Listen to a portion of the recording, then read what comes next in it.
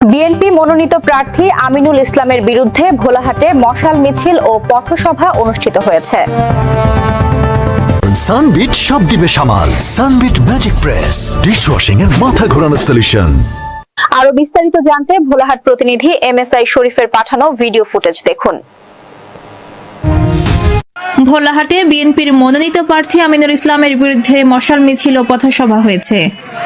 ৪০ চাঁপাইনবাবগঞ্জ ২ আসনের বিএনপির মনোনীত প্রার্থী হাজী আমিনুল ইসলামের বিরুদ্ধে মশাল মিছিল ও পথসভা রোববার ২৩ নভেম্বর সন্ধ্যা ৬:৩০টায় আম ফাউন্ডেশন থেকে একটি মশাল মিছিল শুরু করে উপজেলা দক্ষিণ গেটে পথসভায় মিলিত হয়। মশাল মিছিলের স্লোগান ছিল বয়কট বয়কট আমিনুল হাজী বয়কট। ভোলাহাটে বিএনপির মনোনীত প্রার্থী আমিনুল হাজী বয়কট স্লোগান দিতে দিতে স্থানীয় বিএনপির একাংশ উপজেলা প্রধান দক্ষিণ গেটে পথসভা করেন।